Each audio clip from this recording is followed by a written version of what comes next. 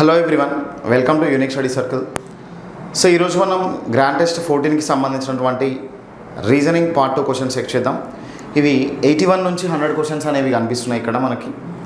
So first 81 question check చేద్దాం. 2 students A and B are returning back from school. So ఇద్దరు విద్యార్థులు school నుంచి ఇంటికి రిటర్న్ వెళ్తున్నారంట. స్కూల్ నుంచి ఇంటికి వెళ్తున్నారు ఫ్రమ్ పాయింట్ పి అన్నమాట. పాయింట్ పి నుంచి స్టార్ట్ అవుతున్నారు వీళ్ళు. A goes 2 kilometers north and turns left and goes 9 kilometers and reaches home అని ఇచ్చాడు. B from point P moves 7 kilometers in east and then goes to 6 kilometers towards the south, then turns left and moves 2 kilometers and reaches home. So అంటే ఏ అనేటువంటి person, B అనేటువంటి person point P దగ్గర start అవుతున్నారంట. So దాన్ని మనం ఇక్కడ ఇట్లా draw చేద్దాం చూడండి. ఇప్పుడు ఈ పర్టికులర్ క్వశ్చన్లో మనం ఇక్కడ డ్రా చేసుకుంటూ వెళ్దాం. సో ఈ పర్టికులర్ క్వశ్చన్లో ఆ ఇన్ఫర్మేషన్ ఏదైతే ఉందో ఆ ఇన్ఫర్మేషన్ని బేస్ చేసుకొని మనం ఆన్సర్ అనేది చెక్ చేద్దాం చూడండి. రైట్. సో ఇప్పుడు మనకి ఏం చెప్పాడంటే 2 students A and B P అనేటువంటి పాయింట్ దగ్గర స్టార్ట్ అవుతున్నారంట. సో దీన్ని మనం పి అనే పాయింట్గా కన్సిడరేషన్ తీసుకుందాం. పి అనేటువంటి పాయింట్ దగ్గర స్టార్ట్ అయిన తర్వాత ఏ అనేటువంటి పర్సన్ 2 కిలోమీటర్స్ నార్త్ డైరెక్షన్కి మూవ్ అవుతున్నాడు అంట. 2 కిలోమీటర్స్ నార్త్ డైరెక్షన్కి మూవ్ అవుతున్నాడు. 2 కిలోమీటర్స్ నోట్ చేసాం నార్త్ డైరెక్షన్కి. అండ్ అక్కడ నుంచి అతను లెఫ్ట్ సైడ్ మూవ్ అయ్యాడంట. నార్త్కి లెఫ్ట్ సైడ్ ఏమవుతుంది అని అంటే వెస్ట్ డైరెక్షన్ అవుతుంది. సో లెఫ్ట్ టర్న్ తీసుకొని 9 కిలోమీటర్స్ ట్రావెల్ చేసి అతని ఇంటికి హోమ్కి రీచ్ అయ్యాడని చెప్పాడు అనమాట. ఓకేనా. సో అంటే 9 కిలోమీటర్స్ ట్రావెల్ చేసి అతని ఇంటి వద్దకు రీచ్ అయ్యాడు అనమాట. ఎవరు అని అంటే ఇది ఏ అనేటువంటి పర్సన్ రీచ్ అయినటువంటి డెస్టినేషన్, గమ్యస్థానం. అది ఏ యొక్క గమ్యస్థానం. నెక్స్ట్ చూడండి, ఇక్కడ B from point P moves 7 kilometres in east అని ఇచ్చాడు. ఓకేనా. సో ఇక్కడ నుంచి బి అనేటువంటి పర్సన్ చూడండి ఈస్ట్ డైరెక్షన్లో 7 కిలోమీటర్స్ ట్రావెల్ చేశాడంట. 7 కిలోమీటర్స్ ట్రావెల్ చేసిన తర్వాత and then go 6 kilometre towards south. ఇక్కడ నుంచి సౌత్ డైరెక్షన్లో 6 కిలోమీటర్స్ వచ్చాడు. ఇక్కడ నుంచి సౌత్ డైరెక్షన్లో 6 కిలోమీటర్స్ వచ్చాడు. ఇక్కడ నుంచి 6 కిలోమీటర్స్ సౌత్ డైరెక్షన్లో ట్రావెల్ చేశాడు. అండ్ లెఫ్ట్ టర్న్ తీసుకున్నాడు. ఎడమ వైపునకు తిరిగిన తర్వాత 2 కిలోమీటర్స్ ట్రావెల్ చేసి అతని ఇంటి వద్దకు రీచ్ అయ్యాడంట. సో అంటే ఇక్కడ నుంచి చూడండి సౌత్ డైరెక్షన్కి లెఫ్ట్ సైడ్ అని అంటే ఏమవుతుంది అని అంటే ఈస్ట్ డైరెక్షన్లో 2 కిలోమీటర్స్ వెళ్ళి ఇక్కడ బి అనేటువంటి పర్సన్ అతని ఇంటి వద్ద రీచ్ అయ్యాడు. కానీ ఏ అండ్ బి స్టార్ట్ అవుతుంది పి అనేటువంటి పాయింట్ దగ్గర. సో ఇప్పుడు మనల్ని క్వశ్చన్ ఏం అడిగాడంటే reference to A's house what is the direction of B. Reference point అనేది ఏం తీసుకోమన్నాడు అంటే ఏ దగ్గర నుంచి చెక్ చేయమన్నాడు. సో ఇప్పుడు ఏ అనేటువంటి పర్సన్ నుంచి చెక్ చేస్తే బి యొక్క హోమ్ అనేది ఏ డైరెక్షన్లో ఉందో చెప్పమన్నాడు. ఇది ఈ డైరెక్షన్లో ఉంది. మరి దీన్ని మనం ఏ డైరెక్షన్గా తీసుకోవచ్చు అని అంటే దీన్ని మనం సౌత్ ఈస్ట్ డైరెక్షన్గా తీసుకోవచ్చు, ఆగ్నేయ దిశగా. మరి సౌత్ ఈస్ట్ డైరెక్షన్ అనేది ఎక్కడ ఉంచండి, ఆగ్నేయం అనేది సెకండ్ ఆప్షన్లో కనిపిస్తుంది. ఓకేనా. సో ఇది మనం దీన్ని షార్ట్ మెథడ్లో చేయడానికి ఛాన్సెస్ అనేది లేదు మనకి, ఎందుకంటే 2 పర్సన్స్ గురించి చెప్పాడు. అదే సింగిల్ పర్సన్ గురించి చెప్పినట్లయితే కంపల్సరీగా అక్కడ ఉన్నటువంటి ఇన్ఫర్మేషన్ మొత్తాన్ని కూడా షార్ట్ మెథడ్లో అయినా కానీ సాల్వ్ చేయొచ్చు. నెక్స్ట్ క్వశ్చన్ నెంబర్ 82 చెక్ చేద్దాం. In the morning X and Y walk towards each other in a park. ఒక పార్క్లో ఎక్స్ అండ్ వైలు ఒకరికొకరు ఇక్కడ చూడండి each other walks towards each other, ఒకరి వైపుకి ఒకరు నడుస్తూ ఉన్నారంట. అంటే ఎదురెదురుగా నడుస్తూ ఉన్నారు. అట్లా నడిచేటప్పుడు వెన్ దే మీట్, ఎప్పుడైతే వాళ్ళు ఇట్లా మీట్ అయ్యారో, కలుసుకున్నారో, then Y's shadow falls toward left side of X అంట. ఓకేనా. ఇక్కడ చూడండి మార్నింగ్ టైం. సో మనకు ఒక ఫండమెంటల్ పాయింట్ అనేది ఇక్కడ ఐడియా ఉండాలి. సో మార్నింగ్ టైంలో సన్ ఏ డైరెక్షన్లో ఉంటాడు అని అంటే ఈస్ట్ డైరెక్షన్, తూర్పు దిశలో ఉంటాడు అనమాట. ఓకేనా. సన్ ఏ డైరెక్షన్లో ఉన్నాడంటే తూర్పు దిశలో ఉంటాడు. మరి ఎప్పుడైతే మార్నింగ్ టైంలో సన్ డైరెక్షన్ అనేది ఇక్కడ ఈస్ట్ డైరెక్షన్లో ఉంటాడో షాడో అనేది వెస్ట్ డైరెక్షన్లో ఉంటుంది, ఆపోజిట్ డైరెక్షన్లో షాడో పడుతుంది.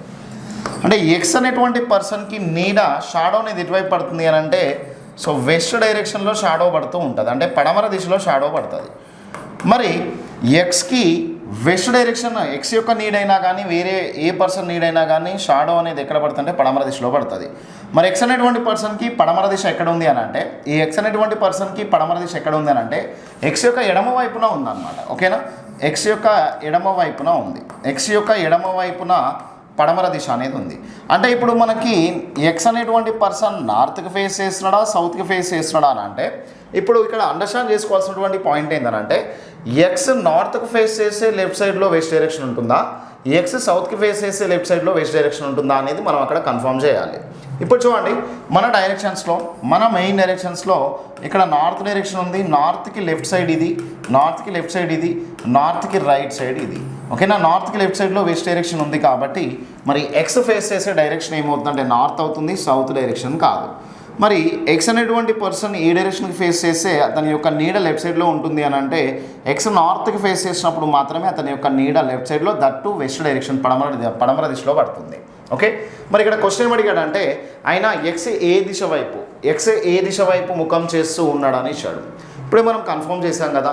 సో నార్త్ ఫేస్ చేసిన పర్సన్ ఏ పర్సన్కి అయినా కానీ ఆ మార్నింగ్ టైంలో, సన్ రైజ్ టైంలో, సూర్యోదయ సమయంలో నీడ అనేది ఎడమ వైపున పడుతూ ఉంటుంది.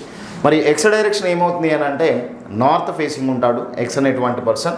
మరి ఉత్తర దిశ అనేది ఎక్కడుంది అని అంటే థర్డ్ ఆప్షన్లో కనిపిస్తుంది. ఇది మనకి question number 82. Next question number 83 check చేద్దాం.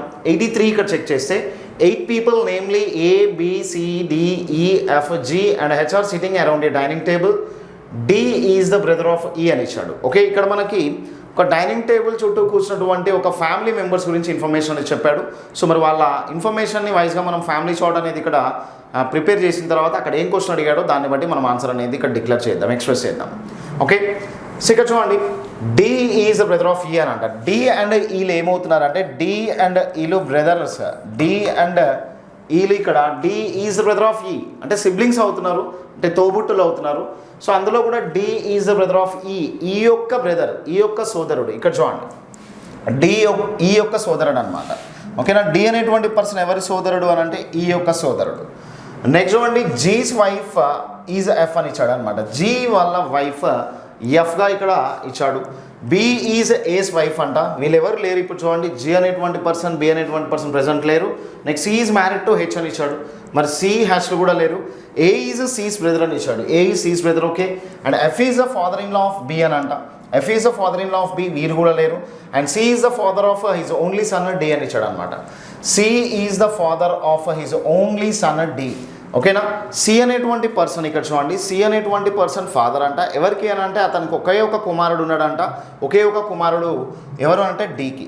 అంటే డి వాళ్ళ ఫాదర్ ఎవరు అని అంటే సిగా తీసుకోవచ్చు. తెలుగులో కూడా మీరు చెక్ చేయొచ్చు. ఇక్కడ చూడండి సి అనే వ్యక్తి అతని ఏకైక కుమారుడైన డీనకు తండ్రి అని ఇచ్చిన అన్నాడు. అంటే ఇక్కడ చూడండి సికి ఇద్దరు చిల్డ్రన్స్ ఉంటే ఆ డి అనేటువంటి పర్సన్ ఏకైక కుమారుడు అని అంటే ఓన్లీ వన్ సన్ అని అంటే ఈ ఏమవ్వాలి అని అంటే ఈమె ఫీమేల్ అవ్వాలి, కుమార్తె అవుతుంది. సికి ఈ అనేటువంటి పర్సన్ కుమార్తె అవుతుంది.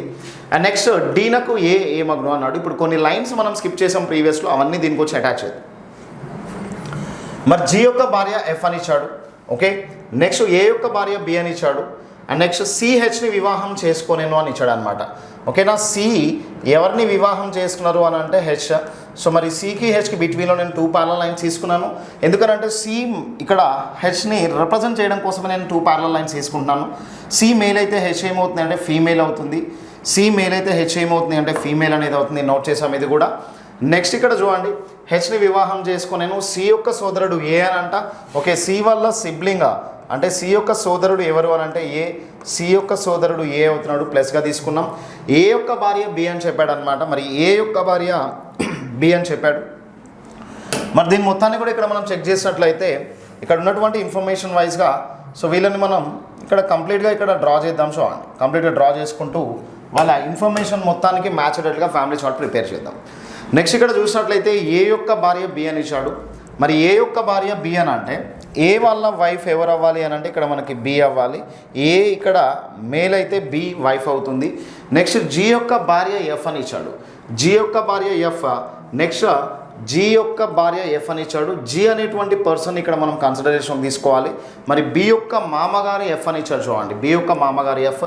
బి యొక్క మామగారు ఎఫ్ అని అంటే బి అనేటువంటి పర్సన్ వల్ల స్పౌజ్ ఎవరైతే ఉంటారో హస్బెండ్ వాళ్ళ ఫాదరే ఎవరు అవ్వాలి అని అంటే సో మనకు అక్కడ ఎఫ్ అవ్వాలి. బి యొక్క మామగారు ఎఫ్. బి యొక్క మామగారు ఎఫ్ అవ్వాలి అంటే ఎఫ్ అనేటువంటి పర్సన్ దగ్గర ప్లస్ తీసుకున్నాను నేను ఇక్కడ. నెక్స్ట్ జీ యొక్క భార్య ఎఫ్ అని ఇచ్చాడు. మరి జీ యొక్క భార్య ఎఫ్ అని అంటే జీ యొక్క భార్య ఎఫ్ అని ఇచ్చాడు. బి యొక్క మామగారు ఎఫ్ అని ఇచ్చాడు. ఇక్కడ చూడండి ఇక్కడ మనకు ఉన్నటువంటి ఇన్ఫర్మేషన్ వైజ్గా F is the father in law of B అని ఇచ్చాడు. F is the father in law of B. F is the father in law of B. Next B is A's wife అని ఇచ్చాడు. బి ఈజ్ ఏస్ వైఫ్ ఇచ్చాడు. And next G's wife is F అని ఇచ్చాడు. ఓకేనా, G యొక్క భార్య F అని ఇచ్చాడు అనమాట. మరి ఇక్కడ కంప్లీట్గా అబ్జర్వ్ చేసినట్లయితే సో ఇక్కడ మనకి క్వశ్చన్ చెక్ చేసినట్లయితే ఆయన డీనకు ఏ మగును అని ఇచ్చాడు. సో డీనకు ఏ మగును అని అంటే డి అనేటువంటి పర్సన్ ఇక్కడ ఉంటే, డి అనేటువంటి పర్సన్ ఇక్కడ ఉంటే, ఏ అనేటువంటి పర్సన్ ఇక్కడ ఏమవుతాడు అని అంటే, సో ఇక్కడ ఫాదర్ వాళ్ళ బ్రదర్ అంటే ప్యాటర్నల్ అంకుల్, తండ్రి గారి సోదరుడు అవడానికి ఛాన్స్ ఉంది. ప్యాటర్నల్ అంకుల్ తండ్రి గారి సోదరుడు. అండ్ ఇక్కడ చూడండి మనకి ఇన్ఫర్మేషన్ వైజ్గా ఇక్కడ జీ యొక్క భార్య ఎఫ్ అని ఇచ్చాడు. అండ్ నెక్స్ట్ ఇక్కడ మనకి బి యొక్క మామగారు ఎఫ్ అని ఇచ్చాడు. అంటే ఎఫ్ గురించి ఇక్కడ రాంగ్ స్టేట్మెంట్ ఉన్నా కానీ మనం ఏం తీసుకోవచ్చు అని అంటే ఓవరాల్గా మనకి ఇక్కడ డి యొక్క జెండర్, డి అనేటువంటి పర్సన్కి ఏ అనేటువంటి పర్సన్ ఏమవుతాడు అని అంటే అక్కడ ఏం డిస్టర్బెన్స్ కాదు. సో మరి బి అనేటువంటి పర్సన్ ఇక్కడ యాక్చువల్లీ ఉండాల్సింది ఏంటంటే ఎఫ్ అనేటువంటి వ్యక్తి యొక్క భార్య ఎఫ్ యొక్క భార్య జి అని ఇవ్వబోయి అక్కడ మనకి స్టేట్మెంట్ అనేది రాంగ్గా ఉంది. సో దాన్ని ఇప్పుడు మనం కన్సిడరేషన్ తీసుకున్నా తీసుకోకపోయినా కానీ డీనకు ఏ మగును అంటే డి యొక్క తండ్రి గారి సోదరుడు ఏ అవడానికి ఛాన్సెస్ ఉంది, ప్యాటర్నల్ అంకుల్ అవడానికి ఛాన్స్ ఉంది. 83 అండ్ ఇది ఆన్సర్ అవుతుంది. నెక్స్ట్ 84, క్వశ్చన్ నెంబర్ 84 చెక్ చేద్దాం. If S has T means S is the father of T, S dollar symbol T means S is the mother of T, S at the rate of T means S is the husband of T, S is equal to T means S is the son of T అని ఇచ్చాడు. ఓకేనా, ఇక్కడ చూడండి మనకి ఇచ్చినటువంటి ఇన్ఫర్మేషన్లో L dollar symbol Q is equal to B hash D at the rate of E dollar symbol O అనేది ఉంది. మరి డాలర్ సింబల్ వైజ్గా ఇక్కడ చెక్ చేసినట్లయితే డాలర్ సింబల్ అంటే ఏమవుతుందంటే మదర్. సో డాలర్ సింబల్ అంటే మదర్ అవుతుంది. ఓకేనా, సో అంటే ఈ అనేటువంటి పర్సన్ ఫీమేల్ అవ్వాలి ఇక్కడ కంపల్సరీగా. Next at the rate means ఏమవుతుంది అని అంటే husband. At the rate means ఏమవుతుంది అంటే హస్బెండ్. హ్యాష్ మీన్స్ ఏమవుతుంది అంటే అని అంటే ఫాదర్. హ్యాష్ మీన్స్ ఏమవుతుంది అంటే father. Next equal to means ఏమవుతుంది అని అంటే son. Equal to means son అవుతుంది. నెక్స్ట్ ఇక్కడ డాలర్ సింబల్ మీన్స్ ఏమవుతుంది అని అంటే మదర్. డాలర్ సింబల్ మీన్స్ ఏమవుతుంది అంటే మదర్. ఓకేనా, సో ఇట్లా ఉంది ఇన్ఫర్మేషన్ అనేది. కోడ్స్ వైజ్గా ఉన్నటువంటి రిలేషన్ని చెక్ చేద్దాం. అండ్ ఇక్కడ దట్టు మనకి ఏం కావాలి అని అంటే ఇన్ఫర్మేషన్లో దెన్ హౌ ఈజ్ ఈ రిలేటెడ్ టు ఎల్ అని ఇచ్చాడు అనమాట. ఎల్నకు ఈ ఏ మగును. ఇక్కడ చూడండి ఎల్నకు ఈ ఏ మగును అని అంటే ఇక్కడ మనం చెక్ చేసినట్లయితే ఈ అనేటువంటి పర్సన్ ఫీమేల్ అవుతుంది. ఈ అనేటువంటి పర్సన్ ఫీమేల్ అవుతుంది. మరి ఎల్కి ఈ ఫీమేల్ ఏమైతే అవుతుందో ఆ రిలేషనే ఉండాలి, కానీ మనకు అక్కడ మేల్ రిలేషన్ ఉండకూడదు. ఓకే, సో ఇక్కడ చెక్ చేసినట్లయితే అన్నీ కూడా ఫీమేల్ రిలేషన్షిప్సే ఉన్నాయి, ఎక్కడ కూడా మేల్ రిలేషన్షిప్ అయితే లేదు. మరి ఇక్కడ చెక్ చేద్దాం. ఈ అనేటువంటి వాళ్ళ పర్సన్ వాళ్ళ హస్బెండ్ డి వాళ్ళ ఫాదర్ ఎవరు అని అంటే బి. అంటే ఈ వాళ్ళ ఫాదర్ ఇన్లా బి అవుతాడు. మరి ఈ వాళ్ళ ఫాదర్ ఇన్లా వాళ్ళ సన్ ఏమవుతాడు అని అంటే బ్రదర్ ఇన్లా. అంటే ఇలా హస్బెండ్ వాళ్ళ బ్రదర్ క్యూ. మరి వీళ్ళ మదర్ ఏమవుతుందంటే మదర్ ఇన్లా. సో అంటే ఈకి ఎల్ ఏమవుతుంది అని అంటే ఈకి ఎల్ ఏమవుతుంది అని అంటే mother in law.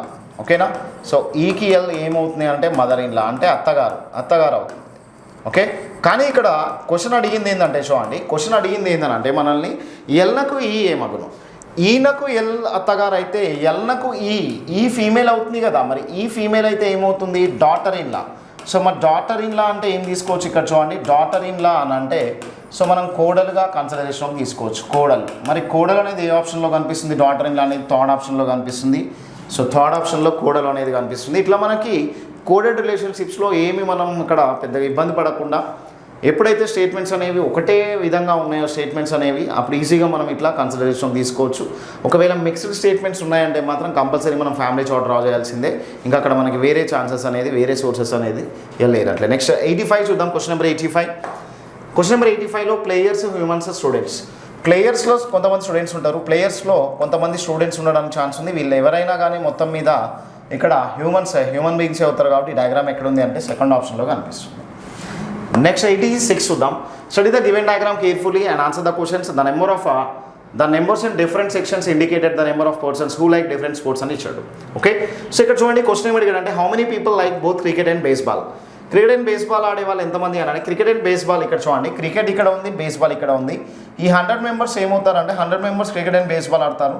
And along with 80 members కూడా క్రికెట్ అండ్ బేస్బాల్ ఆడతారు. కాబట్టి టోటల్ ఇక్కడ ఏమవుతుందంటే 100 + 80 180 అనేది అవుతుంది. ఇక్కడ చాలామంది ఏం తీసుకుంటారంటే 100 మాత్రమే తీసుకుంటారు. సో 100 అనేది ఏమవుతుందంటే ఓన్లీ క్రికెట్ అండ్ బేస్బాల్ ఆడే వాళ్ళే. 80 మెంబర్స్ ఏమవుతారంటే ఆల్ ద 3 ఆడుతున్నారు అంటే ఇక్కడ అడిగినటువంటి క్రికెట్ అండ్ బేస్బాల్ రెండు కూడా ఆడతారు. కాబట్టి 100 + 80 180గా కన్సిడరేషన్ తీసుకోవచ్చు. 180 ఎక్కడ కనిపిస్తుందో చూడండి. 180 అనేది ఫస్ట్ ఆప్షన్లో కనిపిస్తుంది. 86కి 1. Next 87. Group captain is selecting 5 members out of ABCD EF PQ RNT for his team. A EF can only be selected together. ఇక్కడ చూడండి AEFలు కంపల్సరీగా కలిసి సెలెక్ట్ చేయాలన్నమాట వీళ్ళని. AEFలు ఎక్కడైనా కానీ కలిసే ఉండాలంట. అంటే A ఉంటే E ఉండాలి, F ఉండాలి, E ఉంటే A అండ్ F ఉండాలి, F ఉంటే A ఉండాలి. మరి దీని ప్రకారం ఏదైతే పర్ఫెక్ట్గా మ్యాచ్ అవుతుందో చెక్ చేద్దాం. ఇక్కడ చూడండి AEF ఉన్నారు కానీ ఏతో పాటు E ఉన్నాడు కానీ F లేడు. అంటే ఫోర్త్ ఆప్షన్ ఇక్కడ ఎలిమినేషన్ చేయొచ్చు. అసలు ఫోర్త్ ఆప్షన్ ఆన్సరే కాదు. ఇంకెక్కడైనా ఏ ఉన్నారా? ఈ అయినా ఎక్కడ ఉన్నారా? ఈ అనే పర్సన్ కానీ ఎఫ్ అనే పర్సన్ కానీ ఎక్కడ ఉన్నారంటే ఇక్కడ లేరు. ఓకేనా? సో మరి ఇలా ఇంకోటి మనం ఒక ఆప్షన్ ఎలిమినేషన్ చేసాం. నెక్స్ట్ చెక్ చేస్తే if B selected then neither Q nor D can be selected అని ఇచ్చాడు. ఓకే, సో బిని సెలెక్ట్ చేస్తే చూడండి, బి సెలెక్ట్ అయితే క్యూ అండ్ డీని మాత్రం సెలెక్ట్ చేయకూడదంట. డీని మాత్రం సెలెక్ట్ చేయకూడదంట. బీని సెలెక్ట్ చేస్తే క్యూ అండ్ డి సెలెక్ట్ చేయకూడదంట. మరి ఇక్కడ చూడండి, ఇక్కడ బి ఉన్నాడు కానీ క్యూ అండ్ డి లేరు. మరి ఇక్కడ బి ఉన్నాడు కానీ ఇక్కడ క్యూ అండ్ డి లేరు. ఓకే, సో ఇక్కడ క్యూ ఉన్నాడు చూడండి, క్యూ అండ్ డి ఉన్నప్పుడు బి లేడు. సో ఓకే, అది కూడా మ్యాచ్ అవుతుంది. సో దాన్ని మనం ఇక్కడైతే దీనికైతే ఏం ప్రాబ్లం ఏం లేదు. నెక్స్ట్ ఇక్కడ చెక్ చేసినట్లయితే చూడండి, నెక్స్ట్ పాయింట్లో ఏమిటంటే C cannot be selected with E or F. C అనేటువంటి పర్సన్ సెలెక్ట్ చేస్తే ఈని కానీ ఎఫ్ని కానీ సెలెక్ట్ చేయకూడదంట. సి అనేటువంటి పర్సన్ని సెలెక్ట్ చేస్తే మనం ఈని కానీ ఎఫ్ని కానీ సెలెక్ట్ చేయకూడదని చెప్పాడు. ఓకేనా? సి అనేటువంటి పర్సన్ని సెలెక్ట్ చేస్తే ఈని కానీ ఎఫ్ని కానీ సెలెక్ట్ చేయకూడదు. మరి సి అనేటువంటి పర్సన్ సెలెక్ట్ చేస్తే ఈని కానీ ఎఫ్ కానీ సెలెక్ట్ చేయకూడదని చెప్పాడు. అంటే మనకి ఏమవుతుందంటే సెకండ్ ఆప్షన్ కూడా ఎలిమినేషన్ అయిపోతుంది. సో మన ఆన్సర్ ఇప్పుడు అయితే 1 అవ్వాలి లేదా 3 అవ్వాలి. అండ్ ఇంకొక లైన్ చెక్ చేద్దాం. చెక్ చేస్తే only 1 can be selected from B or T. So బీని సెలెక్ట్ చేయాలి, లేదనంటే టీని సెలెక్ట్ చేయాలి. కానీ బి ఉన్నప్పుడు టీ ఉండకూడదు, టీ ఉన్నప్పుడు మాత్రం బి ఉండకూడదు. మనం వీళ్ళిద్దరు కలిసి ఏదైనా ఆప్షన్ ఉంటే దాన్ని ఎలిమినేషన్ చేయొచ్చు. ఇక్కడ చూడండి, బి అండ్ టీలు కలిసి ఉన్నారు కాబట్టి థర్డ్ ఆప్షన్ కాదంటే మనకి ఏమవుతుందంటే ఫస్ట్ ఆప్షన్ అనేది ఆన్సర్ అవుతుంది. ఓకేనా? 87కి ఫస్ట్ ఆప్షన్. నెక్స్ట్ చెక్ చేద్దాం. ఇక్కడ 6 boxes PQRS TURM painted with 1 among different colours black, blue, orange, green. ఇది green, white and grey, not necessary in the same order. No 2 boxes are painted with same colour. ఏ 2 బాక్సులు కూడా same కలర్తో paint చేయకూడదు అని చెప్పాడు. And R is painted with orange colour అని ఇచ్చాడు. S and U are neither painted with Nar grey or colour white అని ఇచ్చాడు. P is painted with black colour, Q is not painted with white or blue colour, box S is painted with which colour అని ఇచ్చాడు. Okay, so ఇక్కడ మనం puzzle frame చేద్దాం. So మనకు అక్కడ ఉన్నటువంటి పర్సన్స్ అయితే టోటల్లీ పీ నుంచి PQRSTU. ఓకేనా? PQRSTUగా తీసుకుందాం. అండ్ వీళ్ళ కలర్స్ ఏమేమి కలర్స్ ఉన్నాయంటే ఇక్కడ చూడండి. సో ఫస్ట్ కలర్ ఏమవుతుందంటే బ్లాక్ కలర్ అనేది ఒకటి ఉంది, black colour. Okay, so black colour అనేది ఒకటి ఉంది. నెక్స్ట్ కలర్ తీసుకున్నట్లయితే బ్లూ కలర్ అనేది ఒకటి ఉంది. నెక్స్ట్ మనకు ఆరెంజ్ కలర్ అనేది ఒకటి ఉంది, ఆరెంజ్ కలర్ అనేది ఒకటి ఉంది. Next green, white, grey. Green ఉంది, వైట్ ఉంది, గ్రీన్, వైట్. ఓకేనా? గ్రీన్, వైట్, గ్రే అనేది ఉంది. Next grey colour. Okay, so ఇక్కడ చూడండి, ఇక్కడ ఉన్నటువంటి కలర్స్ వైజ్గా అక్కడ ఏ పర్సన్ ఎవరు అనేది ఇక్కడ సెలెక్ట్ చేసుకుంటూ వెళ్దాం. మనం ఏ పర్సన్ ఏ కలర్కి సంబంధించినటువంటి పర్సన్ సెలెక్ట్ చేసుకుంటూ వెళ్దాం. రైట్, ఇక్కడ చూడండి, ఫస్ట్ మనకు R is painted with orange colour అని ఇచ్చాడు. ఆర్ అనేటువంటి పర్సన్ ఆరెంజ్ కలర్ తీసుకుందాం. ఇక్కడ ఆరెంజ్ కలర్. ఓకే, సో మరి ఆరెంజ్ కలర్ ఆర్ అని అంటే ఇంకా వేరే కలర్స్ అవడానికి పాసిబిలిటీ లేదు. సో ఇక్కడ వర్టికల్గా కూడా మనం క్రాస్ మార్క్స్ని తీసుకున్నాం టిక్ అండ్ క్రాస్ మెథడ్లో. Next S and U are neither painted with white nor grey colour. S and U అనేవాళ్ళు వైట్తో కానీ గ్రే కలర్తో కానీ పెయింట్ చేయబలేదని చెప్పిండు. ఓకేనా? ఎస్ అనేటువంటి పర్సన్ వైట్తో పెయింట్ కాలేదంట. ఇక్కడ ఉన్నది గ్రే, ఇక్కడ వైట్ ఉంది, ఇక్కడ గ్రే ఉంది. చూడండి, జీ అని అంటే గ్రే కలర్. ఓకేనా? సో ఇక్కడ మనం మెన్షన్ చేస్తున్నది ఏంటంటే ఇక్కడ వైట్ అనేది ఉంది, ఇక్కడ జీ అనేది ఉంది, గ్రే కలర్. ఓకేనా? సో దీన్ని అయితే మనం ఆరెంజ్ కలర్గా తీసుకుంటున్నాం, దీన్ని అయితేనేమో గ్రీన్ కలర్గా తీసుకున్నాం, గ్రీన్ కలర్. ఓకేనా? ఇది బ్లూ అండ్ ఇది బ్లాక్, ఇది కనిపిస్తున్నాయి.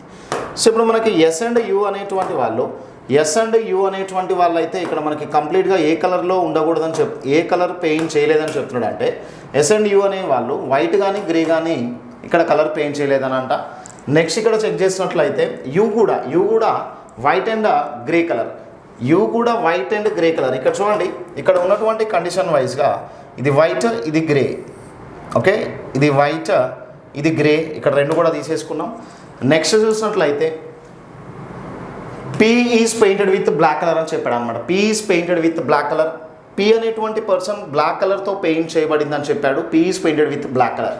పీ బ్లాక్ కలర్తో పెయింట్ చేశాడనంట. వర్టికల్గా తీసుకున్నాం అండ్ హారిజాంటల్గా అన్నీ కూడా క్రాస్ మార్కింగ్ తీసుకున్నాం. హారిజాంటల్గా అన్నీ కూడా క్రాస్ మార్కింగ్ తీసుకున్నాం. ఇట్లా ఉంది information. So next Q is not painted with white or blue colour అంట. క్యూ అనేటువంటి పర్సన్ బ్లూ కలర్తో పెయింట్ చేయలేదంట, వైట్ కలర్తో కానీ పెయింట్ చేయలేదని చెప్పాడు. Okay, so the information. Box S is painted with which colour అని ఇచ్చాడు. Box S is painted with which colour అని ఇచ్చాడు. సో మనం ఇప్పుడు చెక్ చేసినట్లయితే box S is painted with which colour. So అంటే ఇక్కడ కూడా బాక్స్ ఎస్ ఏ రంగుతో పెయింట్ చేయబడిందని ఇచ్చాడు అనమాట. ఎస్ దగ్గర చూడండి, ఎస్ దగ్గర పాసిబిలిటీ ఏమేమి ఉందంటే ఒకటి బ్లూ కలర్కి ఉంది, లేదంటే గ్రీన్ కలర్కి ఉంది. అంటే ఎస్ అనేటువంటి ఇక్కడ ఎస్ అనేటువంటి బాక్స్ని మనం కలర్ పెయింట్ చేయడానికి పాసిబిలిటీ ఏమేమి ఉందంటే బ్లూ ఆర్ గ్రీన్కి మాత్రమే పాసిబిలిటీ ఉంది. మన దగ్గర ఉన్నటువంటి ఇన్ఫర్మేషన్ వైజ్గా పజిల్ని మనం ఇంతవరకే ఫిల్ చేయగలము. ఇంకా వేరే ఇంకెక్కడ కూడా ఫిల్ చేయడానికి అయితే మనకి ఆ స్కోప్ అనేది లేదు. అండ్ ఇక్కడ చూడండి వైట్, ఇక్కడ వీళ్ళందరూ ఇక్కడ లేరు అని అంటే సో టీ అనేటువంటి పర్సన్ ఇక్కడ వైట్ పెయింట్ అవడానికి పాసిబిలిటీ ఉంది. ఓకేనా, ఇట్లా తీసుకున్నాం. సో ఏదేమైనా కానీ ఓవరాల్గా ఎస్ అనేటువంటి పర్సన్ బ్లూ ఆర్ గ్రీన్తోనే ఇక్కడ పెయింట్ అవడానికి పాసిబిలిటీ ఉంది.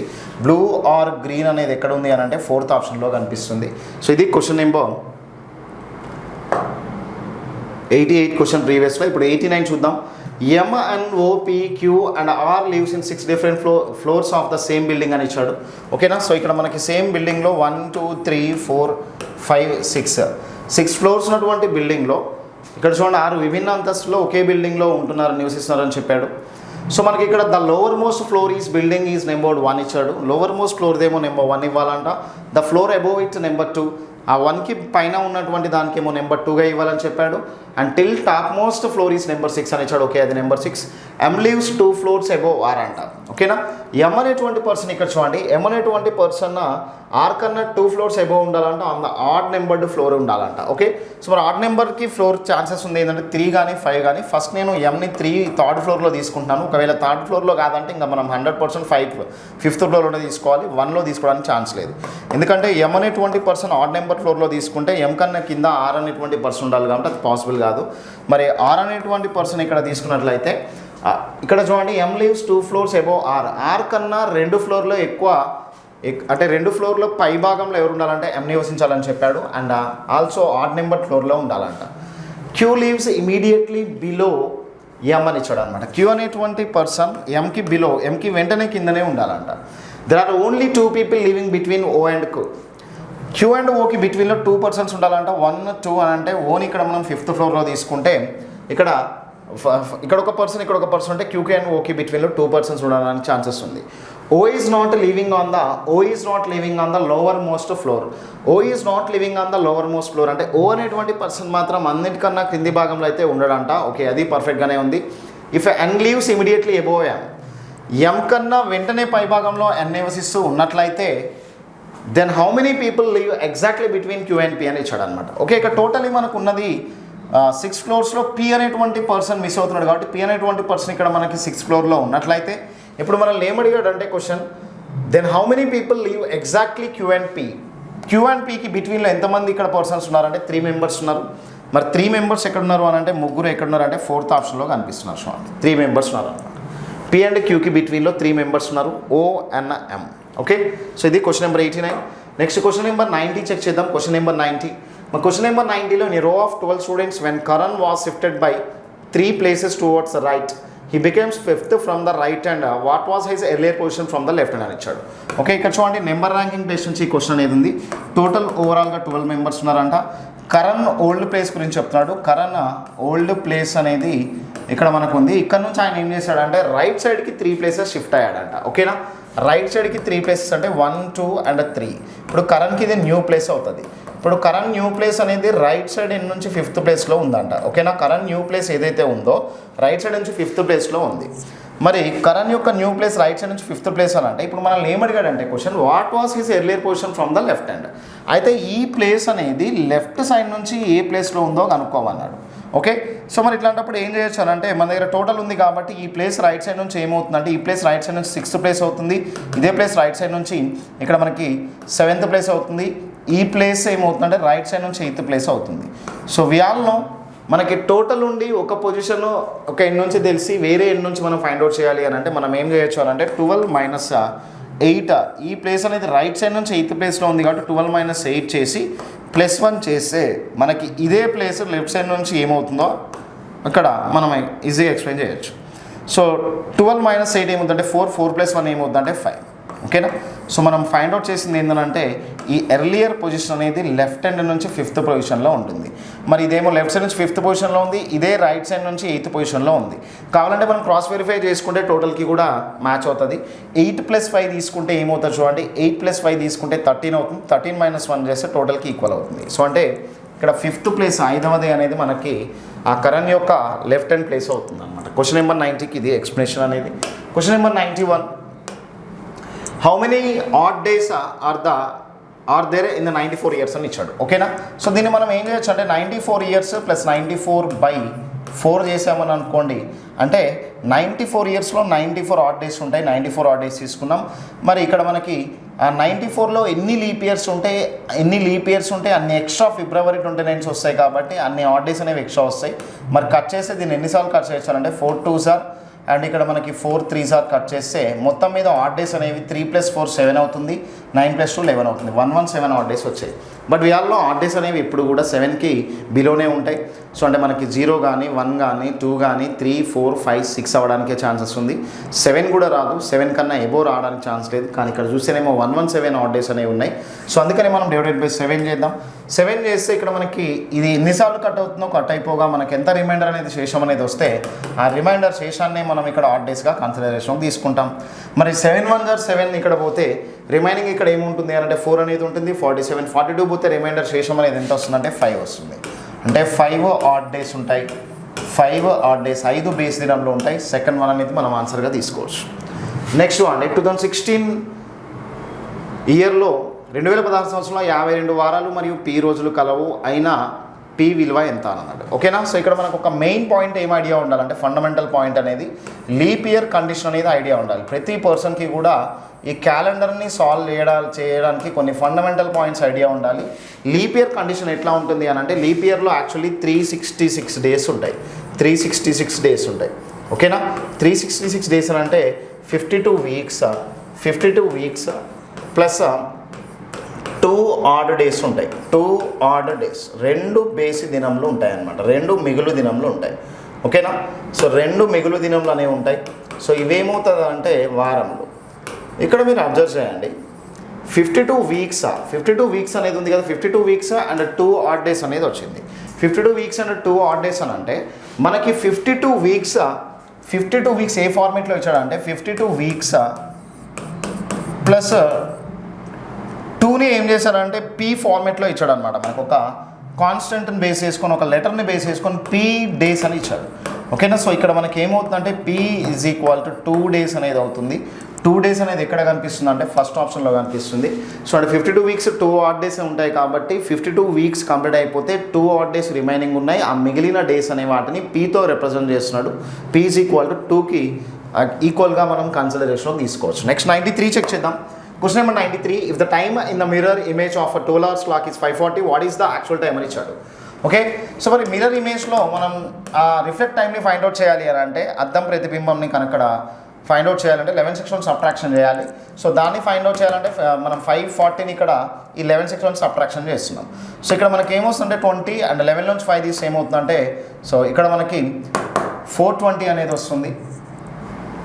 ఓకేనా. సారీ, ఇక్కడ 620 అనేది వస్తుంది. 620 అనేది వస్తుంది. 20 అండ్ 6 + 5 11 అవుతుంది కాబట్టి 620 ఎక్కడ కనిపిస్తుంది అంటే థర్డ్ ఆప్షన్లో కనిపిస్తుంది. అక్కడ ఉన్నది మనకి 540 సబ్ట్రాక్ట్ చేసినట్టే 620 అనేది వస్తుంది. 620 థర్డ్ ఆప్షన్లో కనిపిస్తుంది. 94, when will the 2 hands of a clock together between 7 o'clock and 8 o'clock అని ఇచ్చాడు.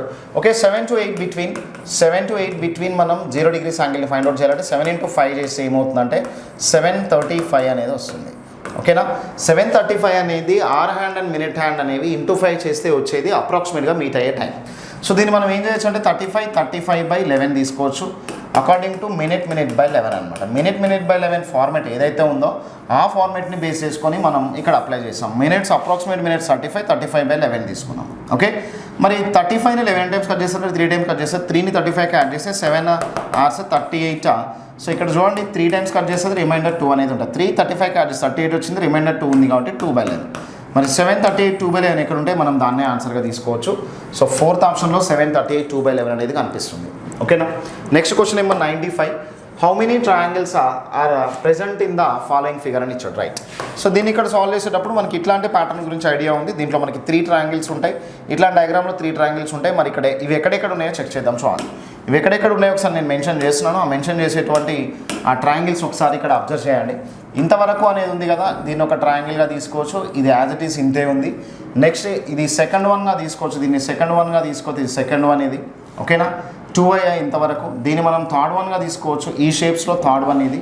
అండ్ ఇంతవరకు తీసుకుంటే ఇది 4th వన్. సో మరి 3 ఇక్కడ మనకి ఇట్లాంటి దాంట్లో 3 ఉంటాయి, అట్లాంటి డయాగ్రామ్స్ 4 ఉన్నాయి కాబట్టి 3 4 సార్ ఏమవుతుందంటే 12 అవుతుంది. కానీ 12 ఆన్సర్ కాదు, ఇంకా రిమైనింగ్ ఉన్నాయి ఇక్కడ. సో వాటిని మనం ఎట్లా కన్సిడరేషన్ తీసుకోవచ్చు అంటే ఇక్కడ చూడండి, దీన్ని మనం ఒక ట్రయాంగిల్ లాగా కన్సిడరేషన్ తీసుకోవచ్చు, దీన్ని ఒక ట్రయాంగిల్ లాగా కన్సిడరేషన్ తీసుకోవచ్చు. అంటే ఎక్స్ట్రా మనకి ఎన్ని ట్రయాంగిల్స్ వచ్చాయంటే 2 ట్రయాంగిల్స్ వచ్చాయి. ఓవరాల్గా 12 + 2 ఏమవుతుందంటే 14 ట్రయాంగిల్స్. 14 ట్రయాంగిల్స్ ఎక్కడ కనిపిస్తుంది అని అంటే మనకి థర్డ్ ఆప్షన్లో కనిపిస్తుంది. సో థర్డ్ ఆప్షన్లో 14 ట్రయాంగిల్స్ అనేవి, ఇంకెక్కడ కూడా మనకి ఎక్స్ట్రా ట్రయాంగిల్స్ అనేవి ఫ్రేమ్ అవ్వట్లేదు. ఓవరాల్గా దీంట్లో ఉన్నది 14 ట్రయాంగిల్స్. నెక్స్ట్ క్వశ్చన్ నెంబర్ 96 చెక్ చేద్దాం. మరి క్వశ్చన్ నెంబర్ 96 అనేది ఏ ప్యాటర్న్ని బేస్ చేసుకొని ఉంది, ఏ క్వశ్చన్ అనేది ఇక్కడ సాల్వ్ చేద్దాం. చూడండి, ఒక ఘనాన్ని అన్ని వైపులా పసుపు రంగు వేసి 27 చిన్న చిన్న సమఘనాలుగా కత్తిరించాడు. ఆయన క్రింది ప్రశ్నకు సమాధానం ఇవ్వండి అని ఇచ్చాడు. How many cubes painted 1 face only అని ఇచ్చాడు.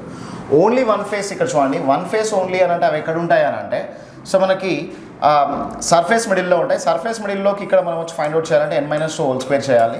మరి టోటల్ నెంబర్ ఆఫ్ సర్ఫేసెస్ 6 ఉంటాయి కాబట్టి 6 తీసుకుందాం. మరి దీంట్లో ఇక్కడ మనం చెక్ చేసినట్లయితే 27 అనేది ఇక్కడ స్మాల్ క్యూబ్స్గా ఈక్వల్ సైజ్ అని అన్నాడు. మరి n వాల్యూ అనేది తీసుకుంటే n³ = 27 అవుతుంది. n = ఏమవుతుంది అంటే 3 అవుతుంది. మరి n = 3 అవుతుంది కాబట్టి 3 ప్లేస్లో దీన్ని తీసుకొని 6 × 3 - 2 అంటే 1 square. 1 square అంటే 1 కాబట్టి మళ్ళీ ఇక్కడ మనకు ఆన్సర్ ఏమవుతుందంటే 6 అనేది వస్తుంది. 6 ఎక్కడ ఉందంటే సెకండ్ ఆప్షన్లో కనిపిస్తుంది. Okay. Next question number 97. How many cubes are not painted on any face అని ఇచ్చాడు. How many cubes are not painted on any face అంటే కలర్లెస్ క్యూబ్స్ని ఫైండ్ అవుట్ చేయమన్నాడు మనల్ని.